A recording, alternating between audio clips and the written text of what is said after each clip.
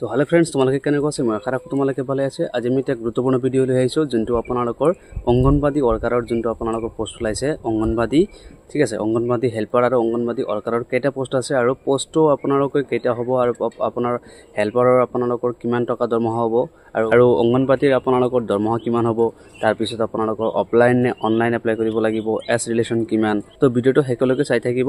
তো hello friends, apply কৰাৰ কাৰণে আপোনালোকে পেজত আহি যাব, assamkira.com আহি যাব। আহি কিনে ইয়াত দেখা পাইছে অংগনবাদী ৰিকুৱাৰমেণ্ট 2024 আৰু আপোনালোকৰ লাষ্ট ডেট কেতিয়া আছে। লাষ্ট ডেট আপোনালোকে দেখা পাইছে 29 তো আপোনালোকৰ 29 2 ফেব্ৰুৱাৰী 2024 আপোনালোকৰ লাষ্ট ডেট। অনলাইন এইটো অনলাইন নে অফলাইন হ'ব আপোনালোকক শেষত দেখাই দিম, ঠিক আছে।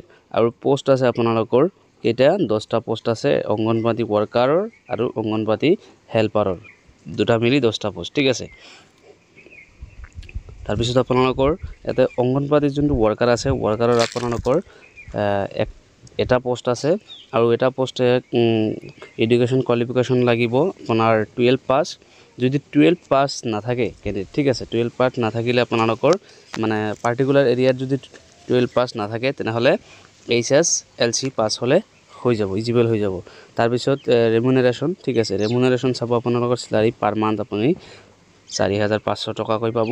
আৰু অংগনবাদী হেল্পাৰৰ যোনটো আছে মানে সহায় কৰ্মচাৰীটা, সেইটো আপোনালোকৰ 9টা পোষ্ট আছে আৰু ইয়াৰ কাৰণে কোৱালিফিকেশ্যন আপোনালোকৰ HSLC মানে হ'লে হৈ যাব, ঠিক আছে।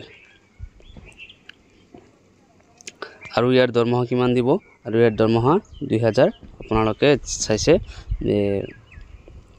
2250 টকা পাৰ মান্থত সেইটো দি দিব। আৰু ইয়াত এজ লিমিট আপোনালোকৰ কিমান আছে কেণ্ডিডেট, যে 18 বছৰৰ পৰা 44 বছৰলৈকে আপোনালোকৰ মানুহে এপ্লাই কৰিব পাৰিব, ঠিক আছে।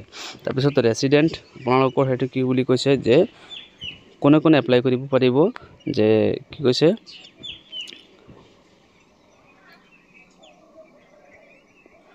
অংগনবাদী ৱৰ্কাৰ আৰু anganwadi helper concerned anganwadi centre, মানে অংগনবাদী চেণ্টাৰ যোনটো আছে ছাৰ্ভে চেণ্টাৰৰ আশে পাশে যোনবিলাক মানুহে সিহঁতে এপ্লাই কৰিব পাৰিব, এইটো বুলি ডাইৰেক্ট কৈ দিছে, ঠিক আছে।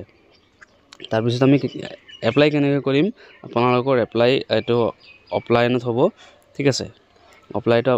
অফলাইনত হ'ব আৰু ক'ত হ'ব আপোনালোকৰ এপ্লাই, এইটো আপুনি যে child development project officer Itakhuli Tinsukia between 11টাৰ পৰা 3টালৈকে, মানে এইটো অফলাইন হয়। এইটো 29 তাৰিখৰ আগতে আপোনালোকৰ অফলাইনত এটা ফৰ্ম পাব আৰু সেই ফৰ্মখন ক'ত পাব, এই ইটাখুলি তিনিচুকীয়াত পাব। আপুনি সেই ফৰ্মখন ফিল আপ কৰি, ঠিক আছে, এই ফৰ্মখন ফিল আপ কৰি আপোনালোকৰ এপ্লিকেশ্যনখন ফিল আপ কৰি এই চাইল্ড ডেভেলপমেণ্ট প্ৰজেক্ট অফিচাৰ যে ইটাখুলি আছে তিনিচুকীয়াতে, তাতে আপুনি জমা দিব লাগিব। জমা দিলে এই 29 তাৰিখৰ আগত জমা দিলে সিহঁতে এপ্ৰুভ কৰিব, ঠিক আছে। আৰু এপ্লাই কৰাৰ আৰু কি লাগিব, ফৰ্মৰ লগত ছাবমিট কৰিব লাগিব কি ডকুমেণ্টছ, ইয়াত লিখা আছে আপোনালোকে কেণ্ডিডেট হেভ এ ছাবমিট এটা ষ্টেট কপি মেনশ্যন হ'ল, এটা পাছপৰ্ট চাইজ ফটো, দুই কপি পাছপৰ্ট চাইজ ফটো। তাৰপিছত এজ প্ৰুফ আপোনালোকৰ ডেট অফ বাৰ্থ, যেনেকুৱা HSLC এডমিট দিলে হৈ যাব বা বাৰ্থ চাৰ্টিফিকেট থাকিলে হৈ যাব। আপোনাৰ এডুকেশ্যনেল চাৰ্টিফিকেট আৰু মাৰ্কশ্বিট দিব লাগিব। এড্ৰেছ প্ৰুফৰ কাৰণে আধাৰ কাৰ্ড বা ভোটাৰ ID এইবিলাক দিলে হ'ল।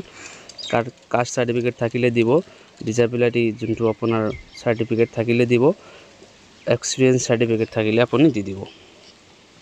আৰু আপোনাৰ ষ্টাৰ্টিং ডেট কেতিয়াৰ পৰা, ষ্টাৰ্টিং ডেট ইয়াতে মেনশ্যন কৰা নাই, কিন্তু ইয়াত লাষ্ট ডেট আপোনালোকৰ 29 ফেব্ৰুৱাৰী আৰু ইয়াৰ আগতে আপোনালোকৰ এপ্লিকেশ্যন জমা দিব লাগিব চাইল্ড ডেভেলপমেণ্ট প্ৰজেক্ট অফিচাৰৰ তাত জমা দিব লাগিব।